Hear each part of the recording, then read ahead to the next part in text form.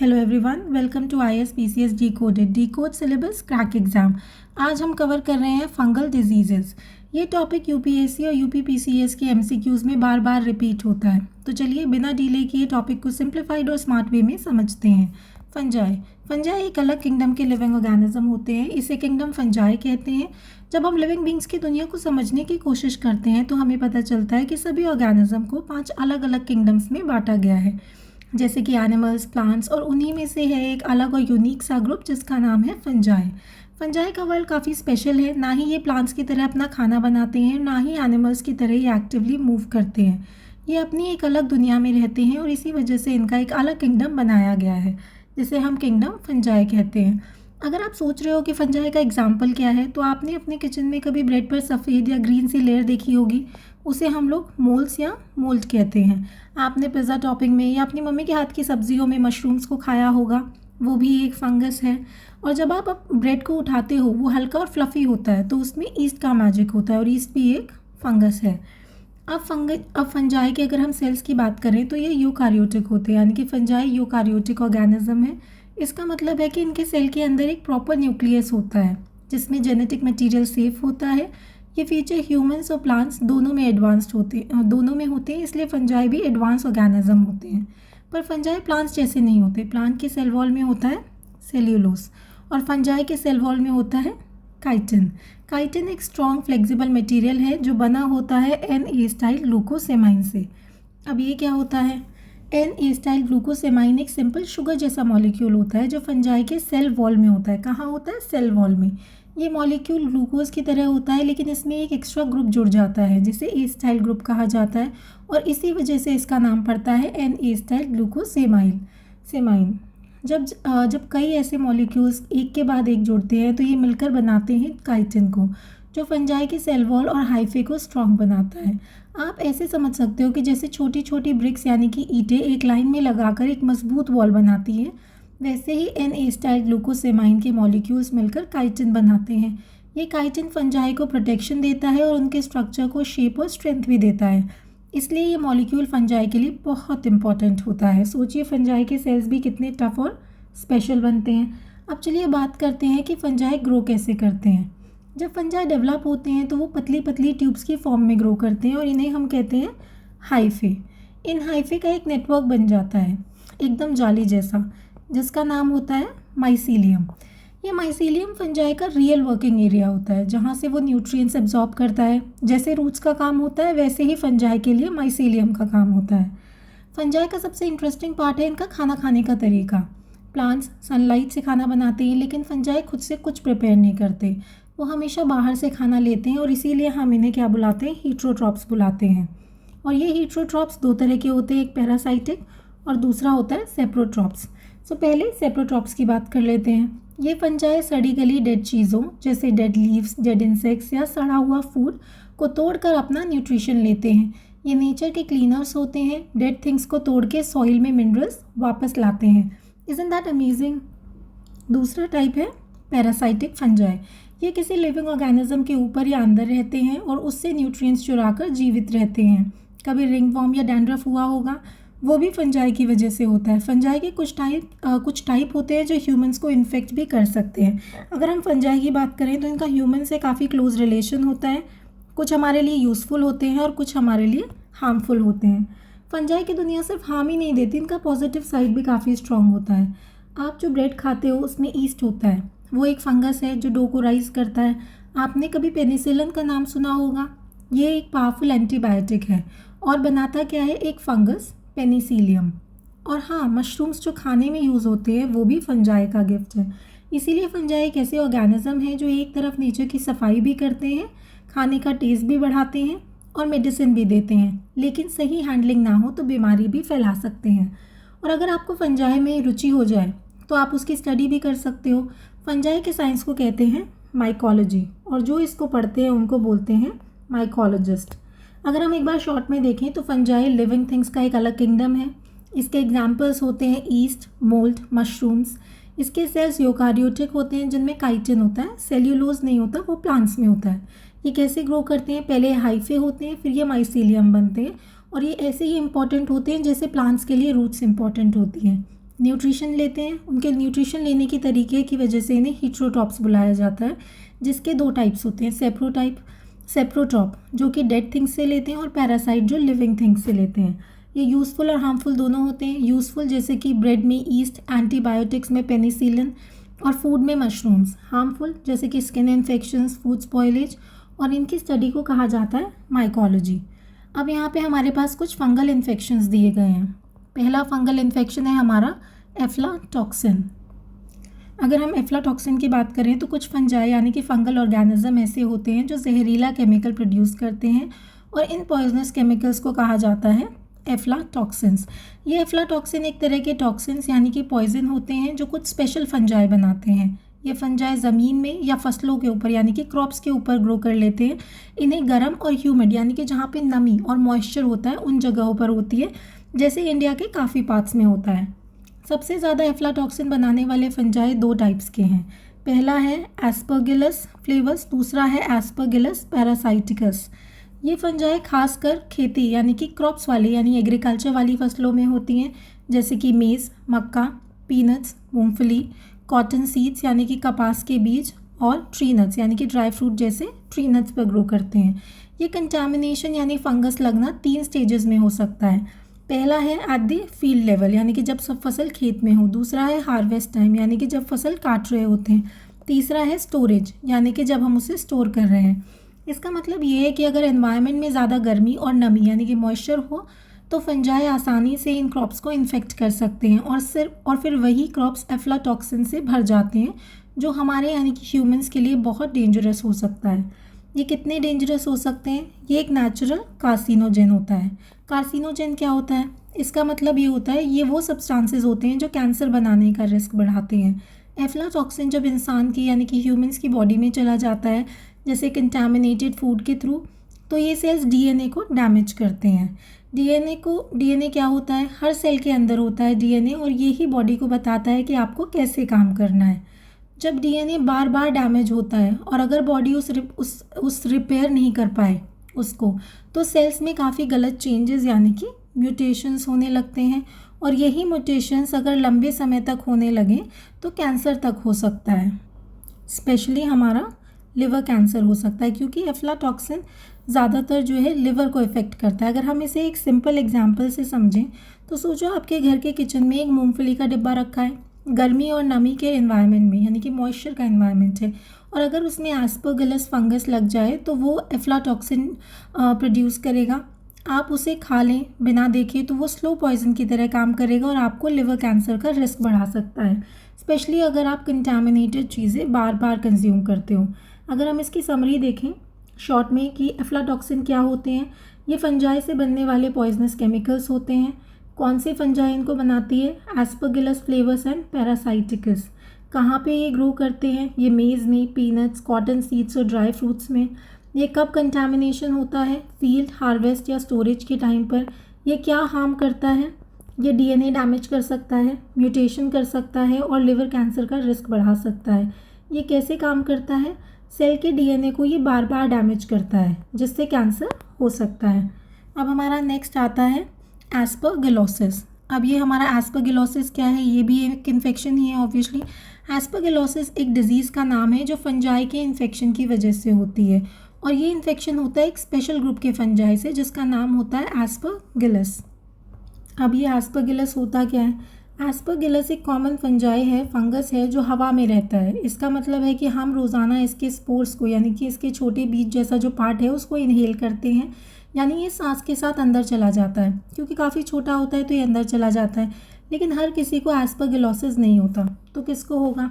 अगर आप एक हेल्दी इंसान हो तो जनरली आपका इम्यून सिस्टम एस्परगिलस फंगस से फाइट कर लेता है। लेकिन अगर किसी इंसान की बॉडी ऑलरेडी वीक है, जैसे कि उसको ट्यूबरकुलोसिस हो रखा है या क्रोनिक ऑब्स्ट्रक्टिव पल्मोनरी डिजीज़ हो रखा है, कैंसर, HIV एड्स जैसे इलनेस है, या बॉडी की इम्यूनिटी किसी वजह से भी कमज़ोर है, तो एस्परगिलस फंगस लंग्स या बॉडी के किसी और पार्ट में इन्फेक्शन कर सकता है और तब बन जाता है हमारा एस्परगिलोसिस। क्या ये सिर्फ ह्यूमंस को होता है? नहीं, ये डिज़ीज़ ह्यूमंस, बर्ड्स जैसे कि पैरट्स और पिजन्स और एनिमल्स तीनों को होता है, स्पेशली उनमें जिनकी बॉडी वीक हो। इसके सिम्टम्स क्या होते हैं? ये डिपेंड करता है कि इन्फेक्शन कहाँ हुआ है, लेकिन कुछ कॉमन सिम्टम्स हो सकते हैं जैसे कि सांस लेने में तकलीफ, बुखार, वीकनेस, लंग में दर्द या इन्फेक्शन या खांसी, कभी कभी खून के साथ। लेकिन याद रखो, असली डेंजर उन लोगों के लिए है जिनकी इम्यूनिटी ऑलरेडी कम है। सो एस्परगिलोसिस के कितने टाइप होते हैं? इसके 3 टाइप हैं, एक एलर्जिक, एक क्रॉनिक और इन्वेजिव। एलर्जिक की अगर हम बात करें तो जब फंगस लंग्स में एलर्जी टाइप रिएक्शन करता है, एज़मा के पेशेंट्स में ये ज़्यादा हो जाता है। दूसरा है क्रॉनिक एस्परगिलोसिस, जब फंगस धीरे धीरे लंग्स में डैमेज करता है, मोस्टली टीबी या सीओपीडी पेशेंट्स में ये उनके लिए होता है।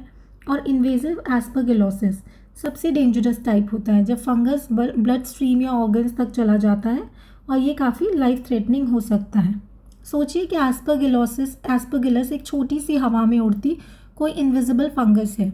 आप उसे रोज़ाना सांस के ज़रिए अंदर लेते हो, लेकिन अगर आप हेल्दी हो तो कुछ नहीं होता। लेकिन अगर आपकी लंग्स पहले से ही कमज़ोर है तो ये फंगस वहाँ चिपक कर इन्फेक्शन बना लेता है, जैसे एक गंदा पार्टिकल जो चिपक कर लंग्स में फैल जाता है। इसी इन्फेक्शन को कहते हैं हम एस्परगिलोसिस। सो एस्परगिलोसिस क्या है? ये फंगस के इन्फेक्शन से होने वाली डिजीज़ है। किस फंगस से होती है? एस्परगिलस। ये कॉमन फंगस है। कौन कौन इससे इफेक्ट होता है? ह्यूमंस, बर्ड्स और एनिमल्स। ये कब ज़्यादा होती है? जब बॉडी पहले से वीक हो, जैसे कि टीबी, लंग डिजीज़ या वीक इम्यूनिटी। इसके सिम्टम्स क्या हो सकते हैं? Cough, fever, lung infection, breathing problem. और इसके टाइप्स क्या होते हैं? एलर्जिक, क्रोनिक या इन्वेजिव एस्परगिलोसिस। नेक्स्ट हमारा आता है एर्गोटिज्म। अब ये एर्गोटिज्म क्या होता है? एर्गोटिज्म एक डिजीज़ है जो तब होती है जब कोई इंसान या एनिमल लंबे समय तक ऐसे ग्रेन्स यानी कि अनाज खाता है जो फंगस से कंटामिनेट हो चुके हैं। ये फंगस का नाम क्या है? इसका नाम है क्लाविसेप्स पर्प्यूरे। और ये मेनली राई, एक टाइप का सीरियल ग्रेन, और कुछ दूसरे सीरियल्स को भी इन्फेक्ट करता है। जब ये फंगस ग्रेन्स में ग्रो करता है तो वो पॉइजनस केमिकल्स बनाता है जिसका नाम होता है एल्कालॉइड्स। उसका नाम एल्कालॉइड्स होता है। अब इन्हीं एल्कालॉइड्स को जब लोग अनजाने में खा लेते हैं, जैसे कि इन्फेक्टेड ब्रेड या सीरियल के ज़रिए, तो धीरे धीरे बॉडी में एर्गोट पॉइजन फैलने लगता है। इसी स्लो पॉइजनिंग को इफेक्ट को कहते हैं हम एर्गोटिज्म। एर्गोटिज्म को एर्गोट पॉइजनिंग, एर्गोटॉक्सिकोसिस या सेंट एंथनीज फायर भी कहा जाता है। सेंट एंथनीज फायर हम इसे क्यों कहते हैं? क्योंकि इसके पीछे भी इसका एक रीज़न है। पुराने ज़माने में अगर हम बात करें तो लोग इस पॉइज़न की वजह से जलती हुई जैसी बॉडी पेन महसूस करते थे, इसीलिए इसे सेंट एंथनीज फायर बोला गया। अब एर्गोट पॉइज़न बॉडी के कौन से पार्ट्स को इफेक्ट करता है? ये 3 मेजर सिस्टम्स को इफेक्ट करता है। पहला है हमारा नर्वस सिस्टम, यानी ब्रेन और नर्व्स, जैसे हेलुसिनेशन यानी कि फॉल्स यानी कि झूठी चीज़ें दिखना, डिजीनेस या कन्फ्यूजन हो सकता है। दूसरा है हमारा वैस्कुलर यानी कि बॉडी के blood vessels. Poison blood vessels को टाइट कर देता है, यानी कि वैसोकॉन्स्ट्रिक्शन, जिससे ब्लड का फ्लो रुक जाता है और बॉडी के पार्ट्स में गैंग्रीन हो सकता है, यानी उनका मर जाना, या फिंगर्स या टोज़ का, पैरों की उंगलियों का काला पड़ जाना। तीसरा हमारा आता है एंडोक्राइन सिस्टम यानी कि ग्लैंड सिस्टम, जो हार्मोन बनाता है, वो भी इससे इफेक्ट होता है ना। एनिमल्स क्या होते हैं एर्गोटिज्म से? उनमें क्या होता है? पोल्ट्री बर्ड्स स्पेशली लेगहॉर्न्स और लेग एइंग ब्रीड्स इस पॉइजन से ज़्यादा सेंसिटिव होते हैं। उनमें कुछ कॉमन साइंस होते हैं, जैसे कि वो खाना कम खाने लग जाएंगे, बॉडी का उनका ग्रोथ रुक जाएगा, उनकी जो बीक यानी कि चोंच है, या कोम्ब यानी कि सर का जो उनका लाल वाला पार्ट होता है, और उनके टोज़ यानी कि पैरों की उंगलियों में नेक्रोसिस यानी कि उनका मर जाना या ब्लैक हो जाना। उनके फेदर्स गलत तरीके से डेवलप होते हैं, या फिर उनमें एंटीराइटिस यानी कि स्टमक इन्फेक्शन, या फिर उनका इन्फ्लेमेशन हो जाता है। लेकिन एक अच्छी बात यह है कि अगर ऐसे बर्ड्स का मीट यूज़ हो जाए तो उनमें जो पॉइज़न का लेवल है वो बहुत ही कम हो जाता है, हेल्थ के लिए ये इतना डेंजरस नहीं होता। सोचो, एक अनाज का बैग है जो फंगस लगने की वजह से जहर से भरा हुआ हो गया। अगर वो सीरियल या ब्रेड बनकर इंसान या एनिमल की बॉडी में जाए तो धीरे धीरे वो बॉडी के अंदर के नर्व्स, ब्लड और ग्लैंड सिस्टम को डैमेज कर सकता है बिना तुरंत सिम्टम्स के। ऐसे स्लो पॉइजनिंग को हम क्या कहते हैं? एर्गोटिज्म। सो एर्गोटिज्म क्या है? फंगस से इन्फेक्टेड ग्रेन खाने से होने वाली स्लो पॉइजनिंग। फंगस का क्या नाम है? क्लाविसेप्स पर्प्यूरे। कहाँ ग्रो करता है? राई और कुछ सीरियल्स में। क्या प्रोड्यूस करता है? एल्कालॉइड यानी कि पॉइजनस केमिकल। बॉडी के कौन से पार्ट्स में होता है? ब्रेन यानी कि नर्वस सिस्टम, वैस्कुलर यानी कि ब्लड वेसल्स, और एंडोक्राइन यानी कि हार्मोन्स में। इसके क्या सिम्टम्स होते हैं? Dizziness, gangrene, confusion, weakness. Birds में इनका क्या दिखता है, बीक कोम डैमेज हो जाना, फेदर प्रॉब्लम, एंटेराइटिस या फूड रिफ्यूजल। मीट इनका सेफ होता है, हाँ, क्योंकि पॉइजन सिर्फ ट्रेस अमाउंट में होता है। नेक्स्ट हमारा आता है एथलीट्स फुट। अब एथलीट फुट भी एक फंगल इन्फेक्शन है। एथलीट फुट जिसे मेडिकल लैंग्वेज में टीनिया पेडिस कहा जाता है, ये एक कॉमन फंगल इन्फेक्शन है जो पैरों के स्किन को इफेक्ट करता है, स्पेशली जो टोज़ के बीच का एरिया होता है, यानी कि पैर की उंगलियों के बीच का जो एरिया होता है। ये इन्फेक्शन मोस्टली तब होता है जब किसी इंसान के पैर बहुत ज़्यादा पसीने से गीले हो जाते हैं और वो लंबे समय तक टाइट शूज़ पहन के रहता है। गर्मी, पसीना और हवा ना मिलना, ये सब मिलकर फंगस के लिए एक परफेक्ट कॉम्बिनेशन बना देते हैं ग्रो करने के लिए। कौन से फंगस से ये इन्फेक्शन होता है? ये डिजीज़ 3 टाइप्स के फंजाई की वजह से होता है। पहला है ट्राइकोफाइटिन, दूसरा है एपिडर्मोफाइटिन और तीसरा है माइकोस्पोरम। ये फंजाई स्किन के ऊपर की लेयर में रहते हैं और वहीं पर इन्फेक्शन शुरू कर देते हैं। इसके सिम्टम्स क्या होते हैं? पैरों के स्किन में पतली सी सूखी रैश यानी कि स्केली रैश बन जाता है। दूसरा है बहुत ज़्यादा इचिंग होती है, यानी कि काफ़ी खुजली होने लग जाती है। तीसरा है हमारा कि इसमें क्रैकिंग होने लगता है, यानी कि स्किन क्रैक हो जाती है, कभी कभी ये छिल भी जाती है। देन स्टिंगिंग, यानी कि जलने जैसा बर्निंग या स्टिंगिंग फील होता है। फिर आता है बर्निंग, यानी कि स्किन लाल, सूखी या गीली भी हो सकती है, स्पेशली टोज़ के बीच में। क्या ये कंटेजियस होता है? हाँ, एथलीट्स फुट एक कंटेजियस डिसीज़ है, मतलब ये एक इंसान से दूसरे तक फैल सकता है, लेकिन ये डायरेक्ट कॉन्टैक्ट से नहीं फैलता बल्कि इन्फेक्टेड चीज़ों से स्प्रेड हो सकता है, जैसे कि गंदे टॉवल्स, पुराने सॉक्स, वेट बाथरूम फ्लोर्स, जिन चेंजिंग रूम्स और कॉमन स्लीपर्स या शूज़। इसीलिए पब्लिक प्लेसेस में बेयरफुट यानी कि नंगे पैर ना चलें और अपने पैर साफ और ड्राई रखना बहुत ही इम्पॉर्टेंट हो जाता है। इसका नाम एथलीट फुट क्यों पड़ा? इस डिज़ीज़ को हम एथलीट फुट इसलिए कहा गया क्योंकि ये इन्फेक्शन ज़्यादातर एथलीट्स यानी कि प्लेयर्स में देखा गया है। वो लोग शूज़ ज़्यादा देर तक पहनते हैं, उनको ज़्यादा स्वेटिंग होती है और उनके पास कॉमन चेंजिंग रूम्स और शेयर्ड सॉक्स या टॉवल्स यूज़ होते हैं। लेकिन ये सिर्फ प्लेयर्स को नहीं होता, कोई भी इंसान जिसके पैर ज़्यादा गीले रहते हैं, टाइट शूज़ पहनता है या पर्सनल हाइजीन का ध्यान नहीं रखता, उसको ये हो सकता है। सोचिए आप टाइट शूज़ पहनकर पूरा दिन घूम रहे हो और आपके पैर पसीने से गीले हैं। अगर आप शूज़ उतार के पैर साफ़ और ड्राई नहीं करते तो वहाँ फंगस ग्रो करने लगता है और थोड़ी देर में खुजली, दर्द, जलन शुरू हो जाती है। यही है हमारा एथलीट्स फुट। तो एथलीट्स फुट क्या होता है? ये पैरों के स्किन का फंगल इन्फेक्शन है। इसका मेडिकल नाम है टीनिया पेडिस। कौन से फंगस से होता है? ट्राइकोफाइटिन, एपिडर्मोफाइटिन और माइक्रोस्पोरम। ये कहाँ होता है? पैर की उंगलियों के बीच में, फुट के ऊपर की स्किन पर। इसके सिम्टम्स क्या होते हैं? Itching, rash, skin crack, stinging और बर्निंग। ये कैसे फैलता है? Towels, socks, floor, shoes, indirect contact से। सिर्फ एथलीट्स को होता है? नहीं, किसी भी इंसान को हो सकता है। फिर हमारा नेक्स्ट आता है म्यूकोरमाइकोसिस। माइकोमाइकोसिस, जिसे हम पहले बोलते थे ज़ाइगोमाइकोसिस, ये एक सीरियस और रेयर यानी कि बहुत ही कम होने वाला फंगल इन्फेक्शन है। ये डिजीज़ एक ग्रुप ऑफ फंजाई से होती है जिसे हम माइकोरमाइसीट्स कहते हैं। ये फंजाई हमारे एनवायरनमेंट में नेचुरली होते हैं, जैसे कि मिट्टी में, सॉइल, सड़े गले फ्रूट्स, कंपोस्ट और हवा में। नॉर्मली हेल्दी लोगों के लिए फंगस कोई डेंजर नहीं होता, लेकिन अगर किसी इंसान की बॉडी वीक हो या उसने ऐसी मेडिसिन ले रखी हो जो इम्यूनिटी यानी बीमारी से लड़ने की ताकत को कम कर देती है, तब ये फंगस उनकी बॉडी में घुसकर इन्फेक्शन कर सकता है। इसका दूसरा नाम क्या है? इसको हम ब्लैक फंगस भी बुलाते हैं। माइकोमाइकोसिस को ब्लैक फंगस भी कहते हैं क्योंकि इन्फेक्शन स्किन टिश्यूज़ को काला बना देता है जो डेड टिश्यूज़ के निशान होते हैं। कौन से लोग इसके रिस्क में होते हैं?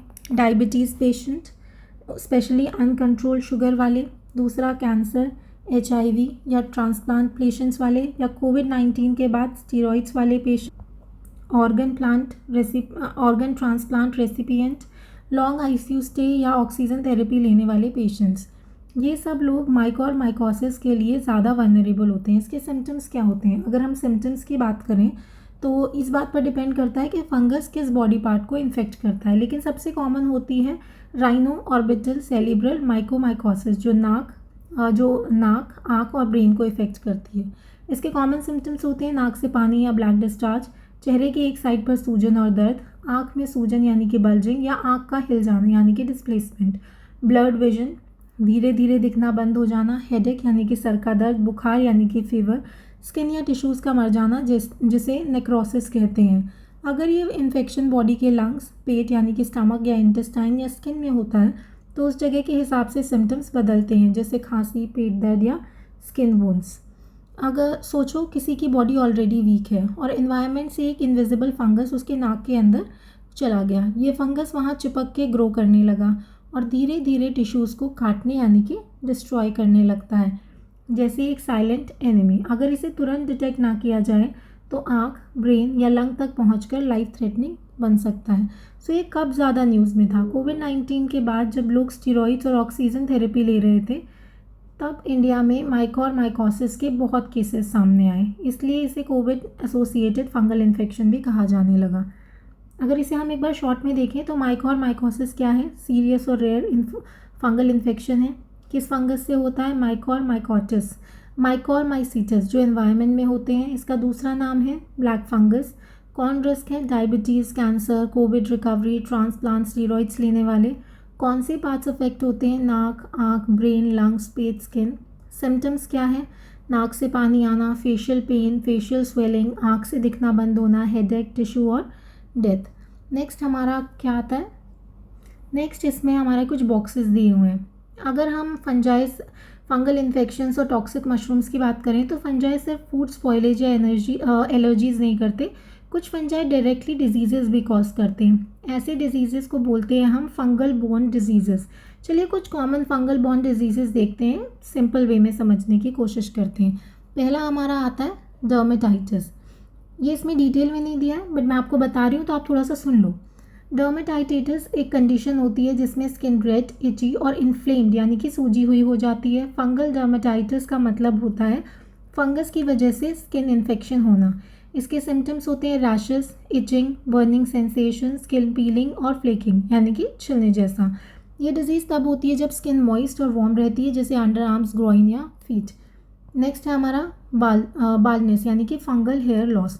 जब बालनेस जीन्स की वजह से होती है, सारी ही जो बालनेस है वो जीन्स की वजह से नहीं होती, फंगल इन्फेक्शन से भी बालों के गिरने का रीज़न हो सकता है। एक कॉमन फंगल कंडीशन होती है चीनिया कैपिटिस, जिसमें स्कैल्प यानी कि सर की स्किन पर फंगस ग्रो होता है। Tinea which is TINEA and capitis CAPITIS, ये स्कैल्प में हो जाती है। इसके सिम्टम्स होता है कि hair fall in patches, red itchy scalp, dry scaling. Fungus hair roots को वीक कर देता है जिससे बाल झड़ने लगते हैं। नेक्स्ट हमारा आता है कैंडिडाइसिस। ये एक इन्फेक्शन होता है कैंडिडा फंगस की वजह से। कैंडिडा एक ईस्ट टाइप ऑफ फंगस है जो नॉर्मली बॉडी में प्रेजेंट होती है लेकिन तब ज़्यादा बढ़ने लगती है जब इन्फेक्शन हो जाता है। इसके कॉमन एरियाज होता है मुंह यानी कि माउथ, जेनिटल्स यानी कि वजाइनल ईस्ट इन्फेक्शन और स्किन फोल्स। इसके सिम्टम्स होते हैं वाइट पैचेस मुंह में हो जाना, इचिंग, रेडनेस या डिस्कम्फर्ट या बर्निंग सेंसेशन हो जाना। ये इन्फेक्शन ज़्यादातर वीक इम्यूनिटी वाले लोगों को होता है। नेक्स्ट हमारा आता है जियोट्राइकोसिस। ये सब फंगल बॉर्न डिजीजेज हैं। सो जियोट्राइकोसिस एक रेयर फंगल इन्फेक्शन है जो जियोट्राइकम फंगस से होती है। ये फंगस एनवायरनमेंट में पाया जाता है जिसे सॉइल, डीकेइंग फूड और इवन ह्यूमन माउथ में भी देखा गया है। ना सिम्टम्स इसके क्या है? लंग इन्फेक्शन, ये टीबी से सिमिलर है, स्किन लिजियंस, माउथ अल्सर्स। ये ज़्यादातर उन लोगों को होती है जिनकी इम्यूनिटी वीक होती है, जैसे कि कैंसर पेशेंट्स, HIV एक्सेट्रा। ना नेक्स्ट है हमारा अमानिता। अमानिता क्या है? एक टॉक्सिक मशरूम है। अब बात करते हैं एक बहुत डेंजरस और पॉइजनस मशरूम की जिसका नाम है अमानिता। ये मशरूम नेचर में पाया जाता है और कुछ लोग इसे गलती से खा भी लेते हैं ये सोचकर कि ये एडिबल है, लेकिन अमानिता मशरूम बहुत पॉइजनस होते हैं। अमानिता जीनस के मशरूम से 95% मशरूम पॉइजनिंग डेथ्स होती हैं। इसका रीज़न है कि एक हाईली टॉक्सिक केमिकल जो इसमें होता है जिसका नाम है अल्फ़ा अमामटिन। अल्फ़ा अमामटिन क्या करता है? ये एक ऐसा टॉक्सिन है जो बॉडी के सेल्स के अंदर जाके उनका काम रोक देता है, स्पेशली लिवर या किडनी सेल्स का। ये प्रोटीन बनाने की प्रोसेस को ब्लॉक करता है जिससे सेल्स मरने लगते हैं। अगर तुरंत ट्रीटमेंट ना हो तो लिवर फेलियर या डेथ हो सकता है। अगर हम इसके सिम्टम्स की बात करें तो vomiting, diarrhoea, stomach cramp, liver damage after 1-2 days और सिवियर केसेस में कोमा या डेथ। सोचो एक सुंदर मशरूम जंगल में दिखता है, कोई उसे खा लेता है सोच के कि ये नॉर्मल है, लेकिन अंदर ही अंदर वो स्लो पॉइजन का काम करता है, बॉडी के सेल्स को डैमेज करता है और अगर टाइमली ट्रीटमेंट ना हो तो ज़िंदगी भी चली जा सकती है। इसी मशरूम को कहते हैं अमानिता और इसमें होता है अल्फ़ा अमांटिन जो एक्सट्रीमली डेडली है।